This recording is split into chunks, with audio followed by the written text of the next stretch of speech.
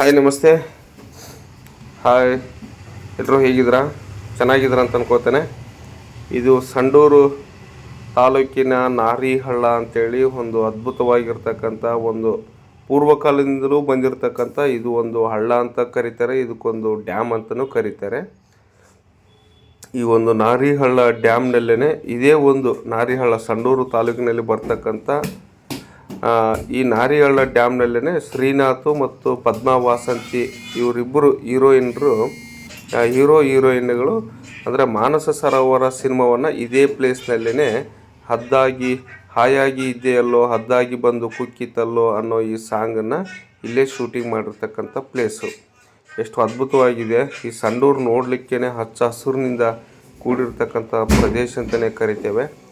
ಎಲ್ಲಿ ನೋಡಿದರೂ ಗಿಡ ಗಂಟೆ ಗುಡ್ಡ ಪ್ರಾಣಿ ಪಕ್ಷಿಗಳು ಒಳ್ಳೆಯ ಸಮೃದ್ಧವಾಗಿ ಅಂದರೆ ನೇಚರ್ನಲ್ಲಿ ಸಮೃದ್ಧದಿಂದ ಕೂಡಿರ್ತಕ್ಕಂಥ ಪ್ರದೇಶ ಅಂತಲೇ ಕರಿತೇವೆ. ನೋಡಿ, ಎರಡು ಕಣ್ಣು ಸಾಲದು ಅಷ್ಟರ ಮಟ್ಟಿಗೆ ಅದ್ಭುತವಾಗಿರ್ತಕ್ಕಂಥ ಪ್ರದೇಶ ಇದು.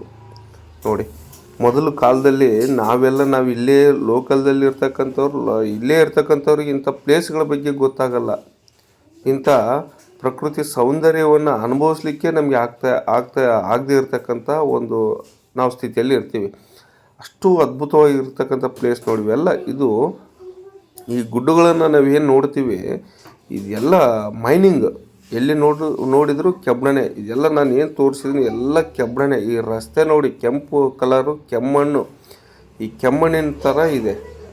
ಅಂದರೆ ಈ ರಸ್ತೆಗಳು ಗುಡ್ಡಗಳು ಇವೆಲ್ಲ ಮೈನ್ಸೇ. ಇದೆಲ್ಲ ಗುಡ್ಡನೇ. ಈ ರೋಡ್ನಲ್ಲಿ ಮಾತ್ರ ಮೈನ್ಸ್ ಲಾರಿಗಳು ರಾತ್ರಿ ಹಗಲು ಅಡ್ಡಾಡ್ತವೆ. ಅಷ್ಟರ ಮಟ್ಟಿಗೆ ಇದಿರ್ತಕ್ಕಂಥ ಪ್ರದೇಶಗಳು. ಈ ಸಂಡೂರು ಅನ್ನೋದೇ ಮೈನ್ಸಿಂದ ತುಂಬಿರ್ತಕ್ಕಂಥ ಪ್ರದೇಶಗಳಾಗಿರ್ತವೆ. ಈ ಪ್ರಕೃತಿ ಸೌಂದರ್ಯ ಎಷ್ಟು ಸುಂದರವಾಗಿದೆ ಅಂದರೆ ಅಷ್ಟು ಸುಂದರವಾಗಿರ್ತಕ್ಕಂಥ ಪ್ರದೇಶಗಳಿದು.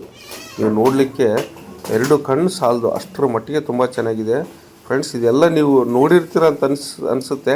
ಇದು ಇನ್ನೊಮ್ಮೆ ಹೋಗಿ ನೀವು ನೋಡಿ ಎಷ್ಟು ಅದ್ಭುತವಾಗಿದೆ ಅನ್ನೋದು ನಿಮಗೆ ಗೊತ್ತಾಗುತ್ತೆ. Thank you very much.